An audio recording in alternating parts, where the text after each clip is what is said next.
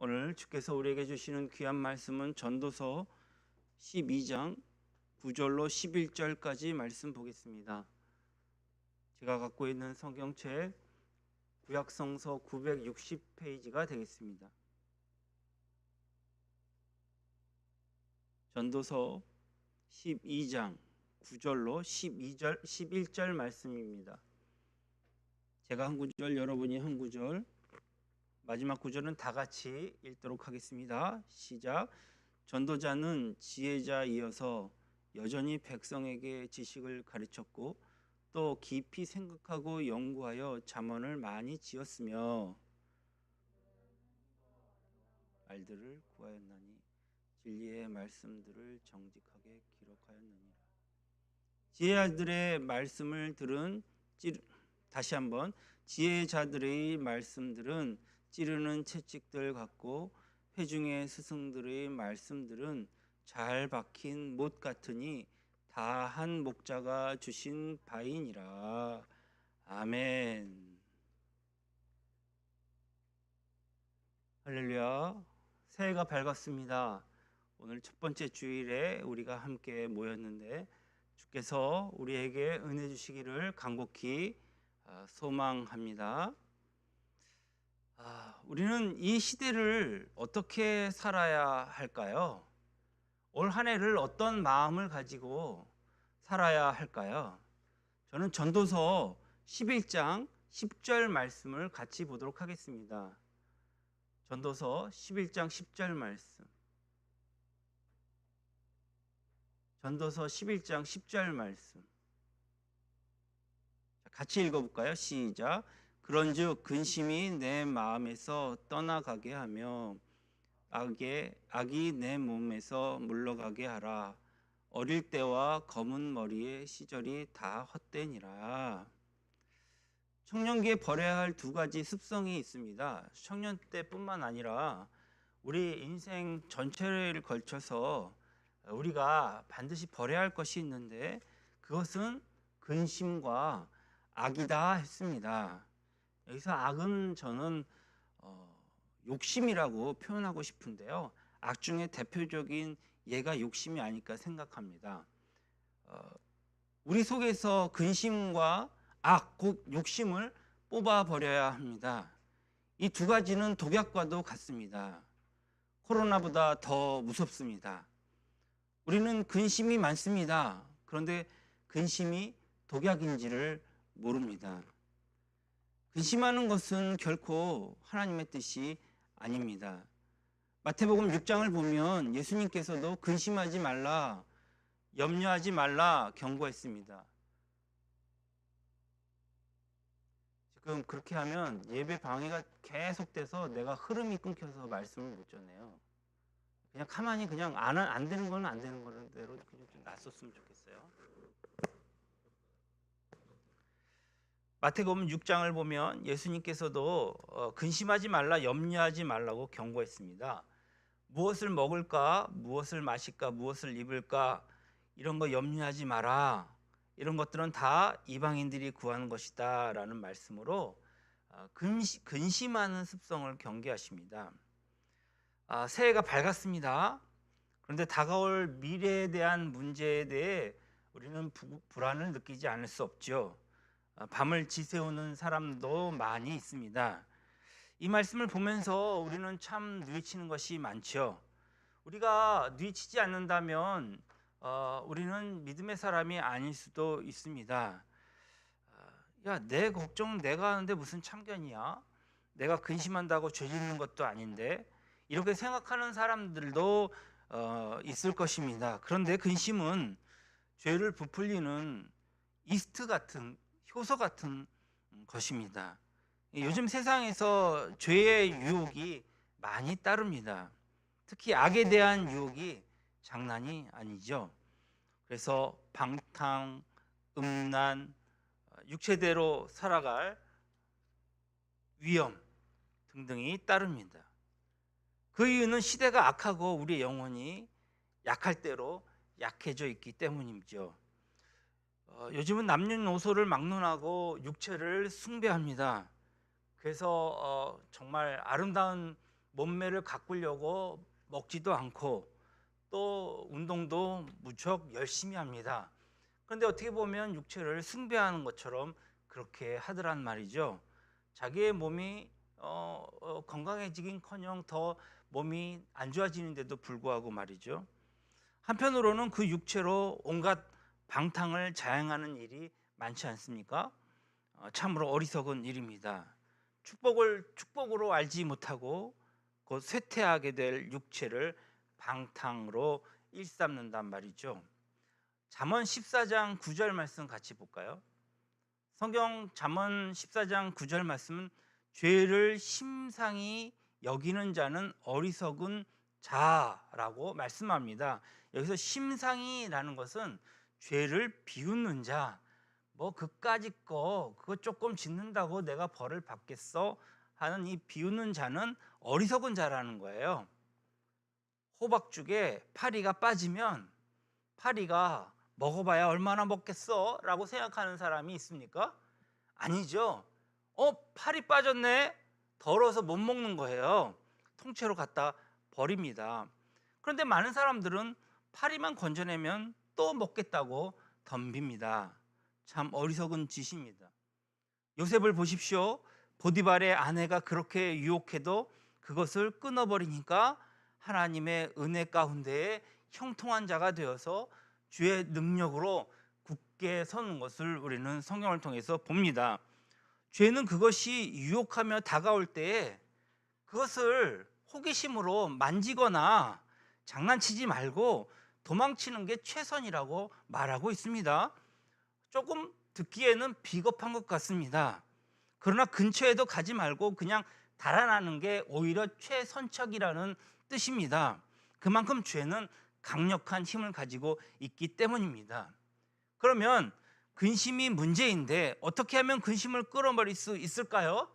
야, 나 근심하지 말아야지. 오늘부터 근심하지 말자 이런다고 근심이 없어집니까? 없어지지 않습니다.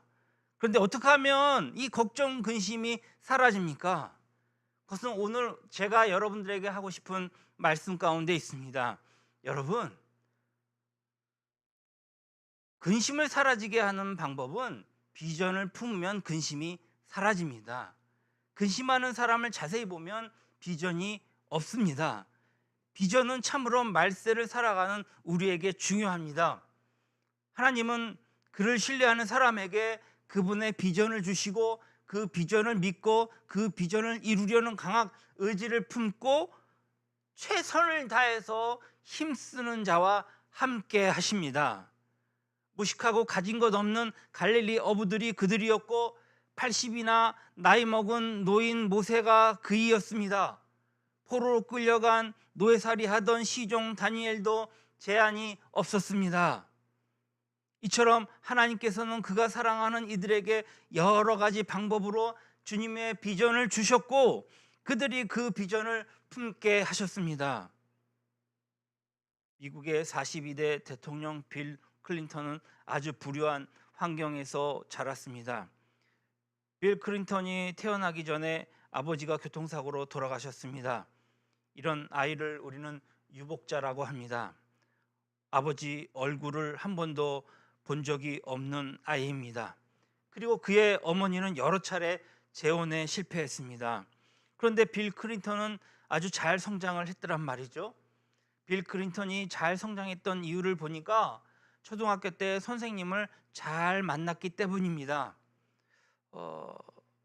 사람은 누구를 만나느냐에 따라 그 인생이 달라집니다. 아마 그가 초등학교 때 차별당하지 않고 그가 열심히 공부할 수 있도록 선생님께서 여러 가지 빌 클린턴에게 동기부여를 잘해주고 교육을 아마 잘 시켰던 모양입니다. 그때부터 그가 비전을 품기 시작했습니다. 또 한 가지 요인이 있었습니다. 1963년 제35대 미국 대통령 존 F 케네디를 백악관에서 만났을 때였습니다. 대통령이 된 케네디가 제일 먼저 했던 일이 무엇이냐면 미국 전역의 고등학생들 가운데에서 아주 모범이 되는 학생 40여 명을 선발하여서 백악관에 초대하는 것이었습니다. 그때 초기의 학생들 가운데 이 빌 클린턴이 참여했던 것입니다. 그때 케네디와 직접 악수하는 사진이 외신에도 보도되었습니다. 이 만남은 고교생 빌 클린턴에게 생애 최고의 흥분과 기대감을 가져다 준 사건이었습니다. 클린턴은 오늘 그를 그렇게 얘기합니다. 나는 케네디와 악수할 때 그 악수의 힘 때문에 이렇게 되었다라고 회고하고 있습니다. 당시 케네디가 그 고등학생들 앞에서 전했던 강의의 제목이 Voice Ambitious, 그 야망, 소년이여 야망을 가져라. 그 야망 때문에, 그 꿈 때문에 다 쓰러져 가던 한 인생이 살아난 것입니다. 근심의 반대는 뭐라고요? 비전입니다. 우리에게 비전을 줄 수 있는 지도자가 필요합니다. 올해 우리에게 가장 필요한 것은 우리 안에 비전인 것입니다. 우리에게는 비전만큼 큰 재산이 없습니다.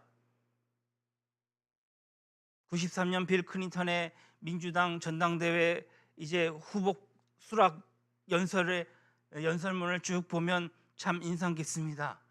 왜냐하면 그의 연설 제목이 잠언 29장 18절에 묵시가 없으면 백성이 방자히 행하거니와, 여기서 묵시는 비전을 얘기합니다. 비전이 없으면 백성이 방자히 행하거니와 그대로 인용한 것이었습니다.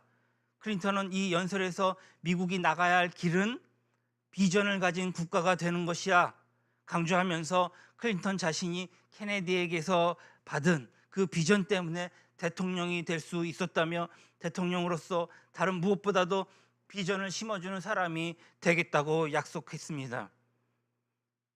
만일 이 비전이 아직도 살아있다면 미국은 희망적인 나라일 것입니다. 1960년 초반에 미국이 정서적으로 어려움을 겪었던 시기가 있었습니다. 당시에 소련, 그러니까 러시아의 그 이전의 나라 소련 연합, 소비에트 연합입니다. 이 소비에트와 살벌한 냉전을 벌이고 있었습니다. 매사에 소련과 다방면에서 경쟁을 벌였던 것입니다. 많은 미국 국민들이 실전에 배치된 이 핵무기의 위력을 두려워했습니다. 핵무기가 우리나라로 날라오면 어떡하지 하는 두려움이었습니다. 더욱이 1960년에 소련이 처음으로 인공위성을 발사하는 데 성공했습니다. 당시 미국인들에게 소련이 우주에서 핵무기를 쏘면 어떻게 하나 하는 공포가 확산되어 있었기 때문입니다. 우리도 예전에 우리 진영이, 예언이가 군대 갔을 때에 전쟁이 난다며 나라가 혼란한 적이 있었습니다. 얼마나 사람들이 두려워하고 얼마나 불안해했는지 모릅니다. 이때 존 F 케네디가 미국의 대통령이었는데 우주선 발사에는 우리가 뒤졌습니다. 하지만 1960년대가 가기 전에 최초로 달에 발을 내딛게 되는 나라는 미국일 것입니다 라고 강한 확신 가운데 국민들에게 비전을 심어주었습니다. 실제로 1969년 닐 암스트롱이라는 미국 우주인이 역사상 최초로 달에 발을 내딛었습니다.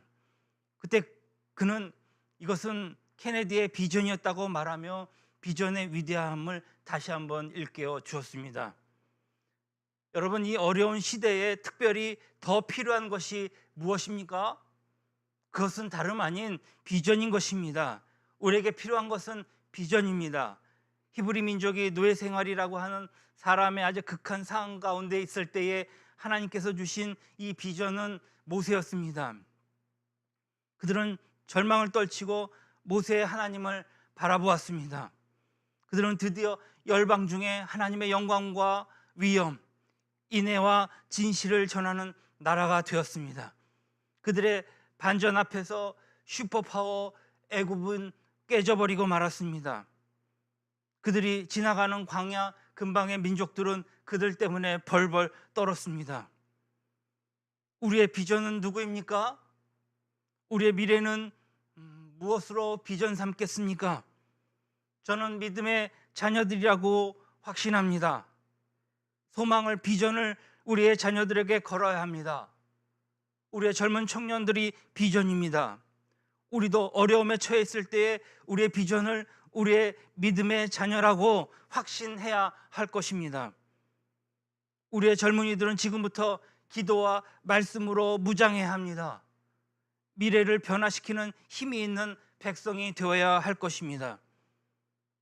오늘 레이 스미스라고 하는 교회 성장학자는 비전은 사람들을 더 높은 목표로 향하게 한다 했습니다.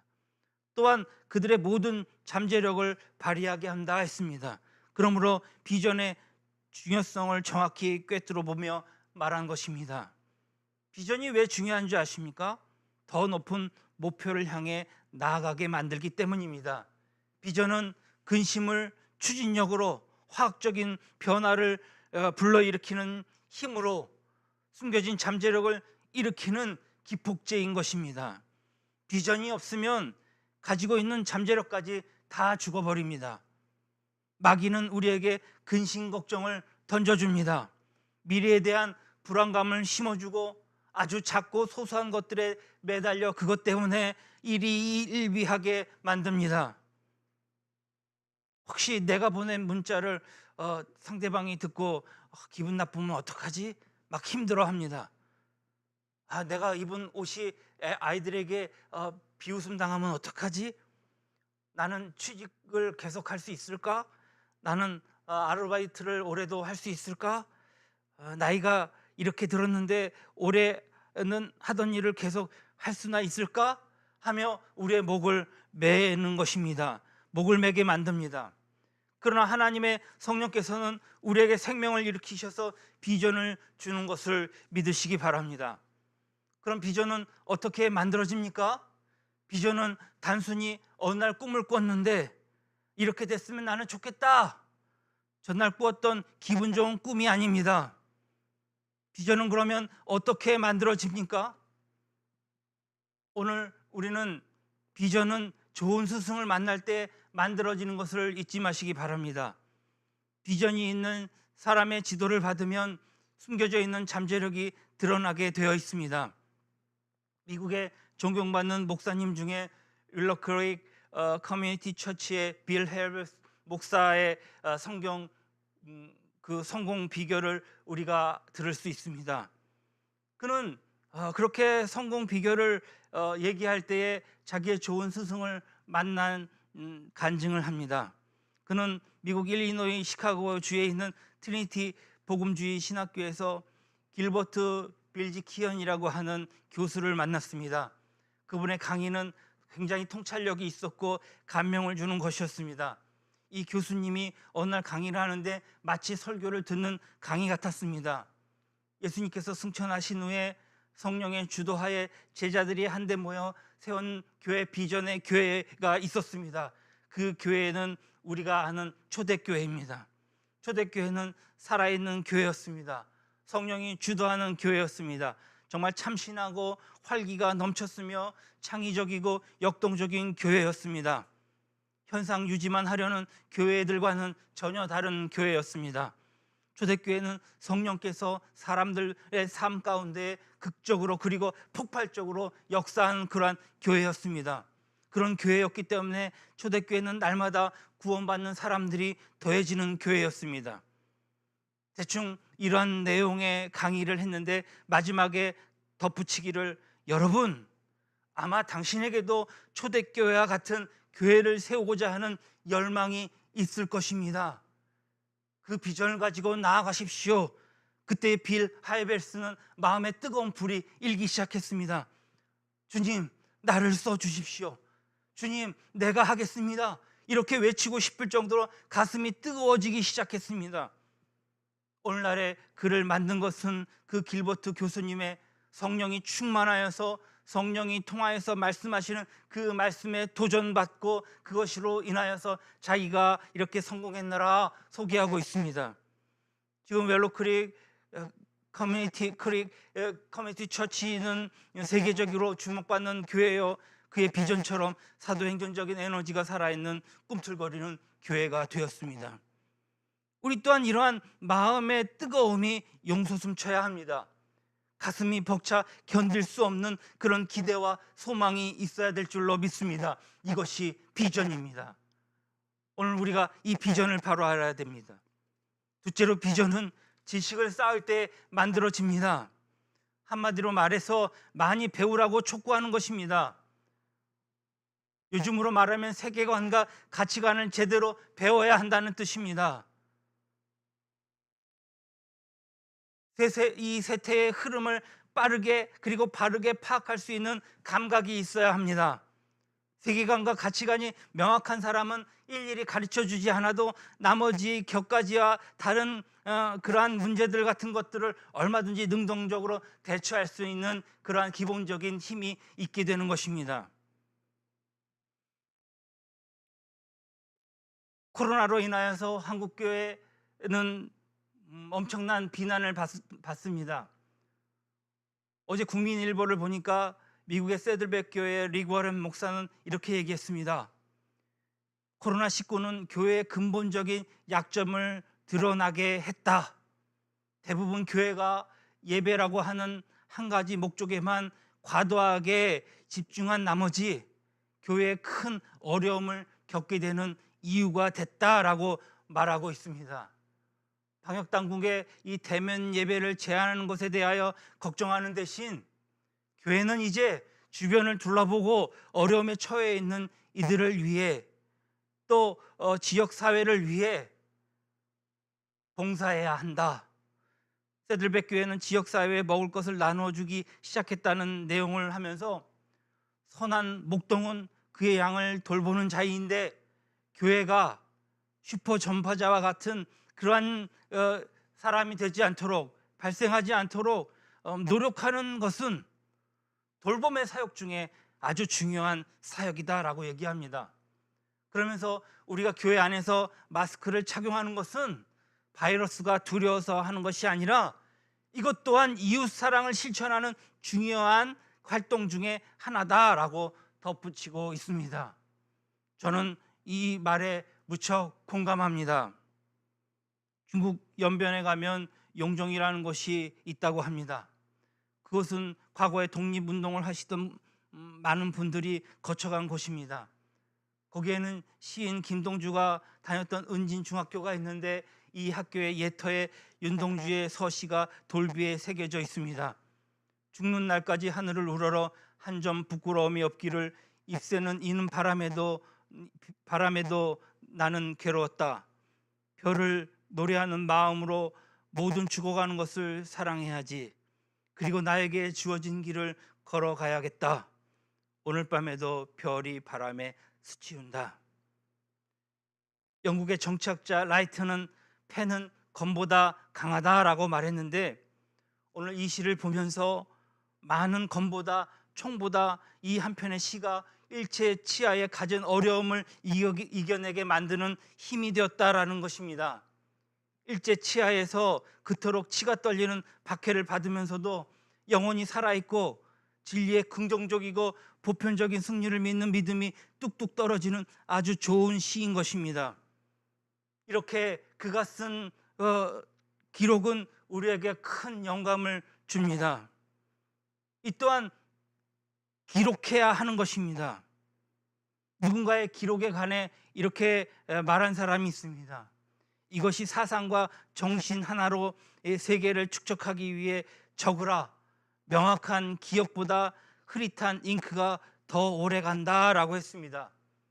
아무리 또렷하게 기억하고 있는 것이라 해도 10년이 지나면 다 잊어버리고 맙니다. 그러나 나오다 안 나오다 하는 볼펜으로 이제 남긴 기록은 10년이 지나도 그대로 남는 것입니다.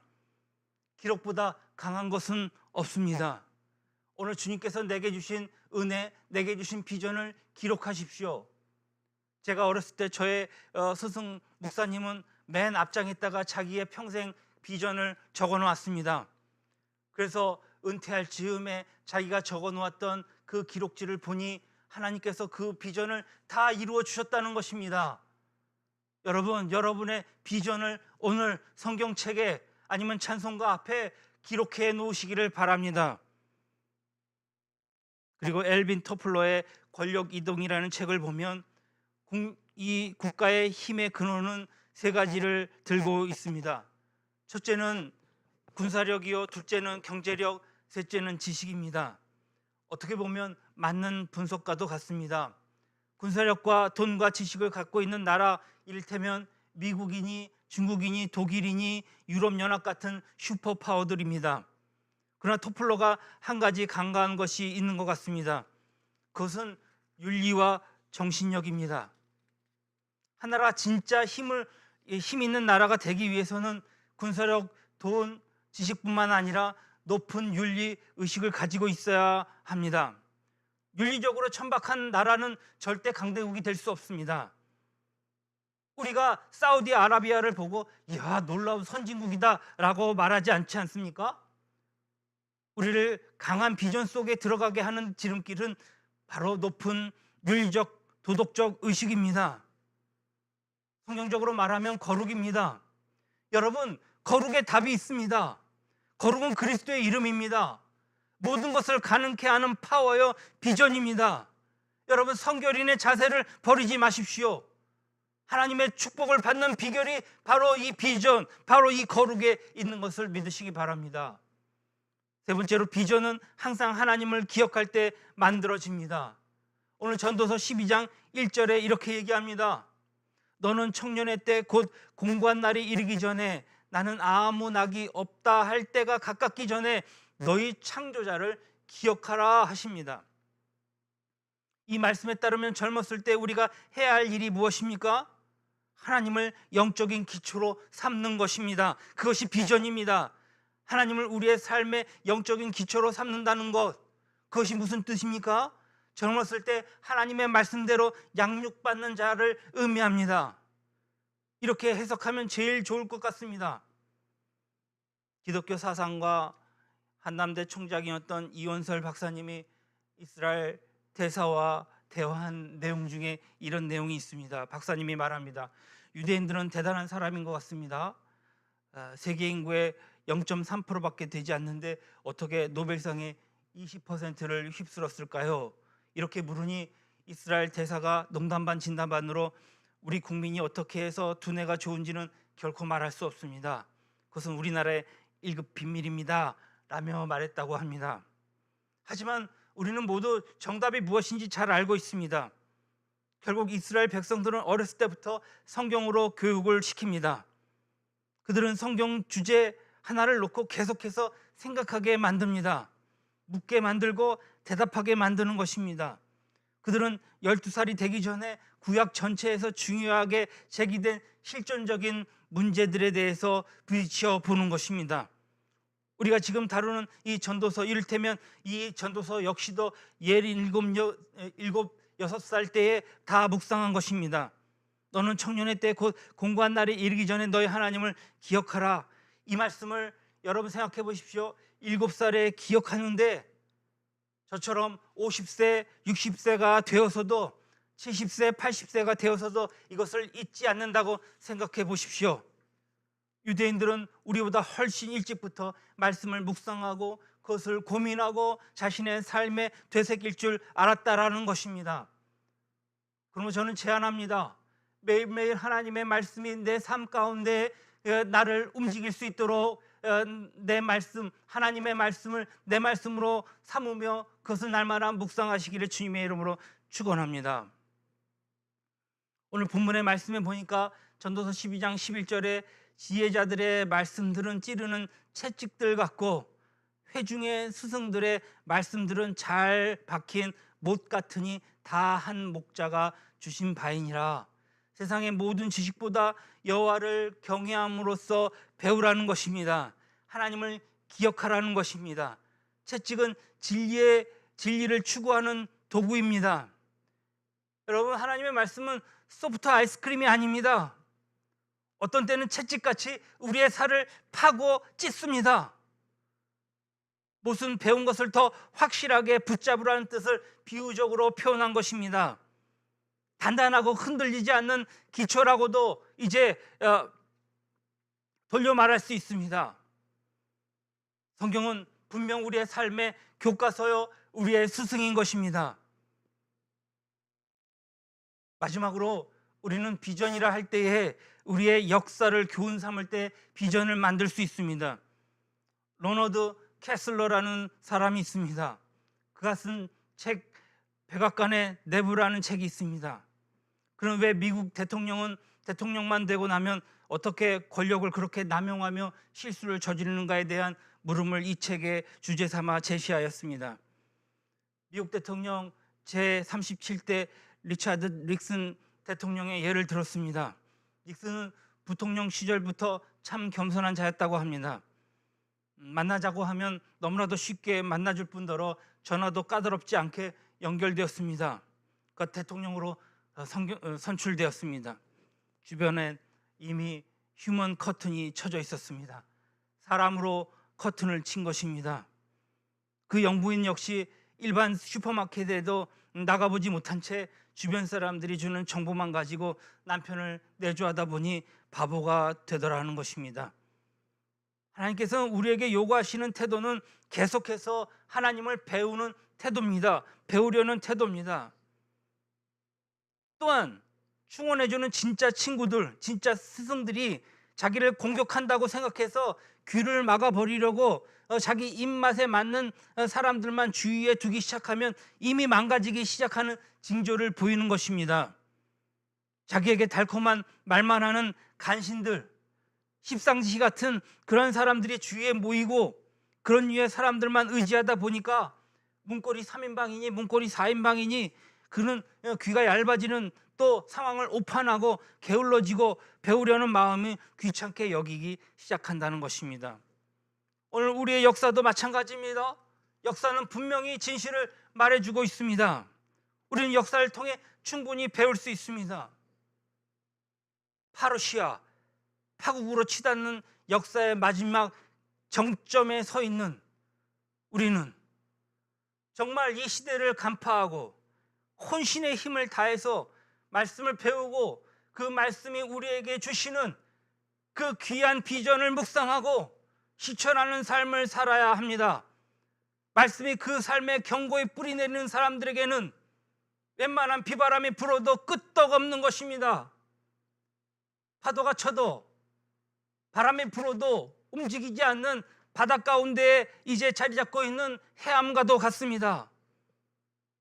말씀으로 무장해서 하나님께서 우리에게 주시는 비전을 발견하고 그것을 계획하고 그리고 실천하고 성공하고 승리하는 그런 아름다운 하나님의 제자들이 다 되어야 할 것입니다. 이 비대면 시대에 꼭 필요한 요소를 습득해야 하는 것, 그것은 여호와를 기억하는 것입니다. 오늘 2021년 이 첫 주에 우리가 묵상할 것은 하나님을 기억하는 것이다. 비전을 만드는 것이다. 그렇게 주님 앞에 주께서 주시는 비전으로 무장하여 승리하시는 예언의 성도들이 다 되시기를 주님의 이름으로 축원합니다. 기도하시겠습니다. 좋으신 하나님 감사합니다.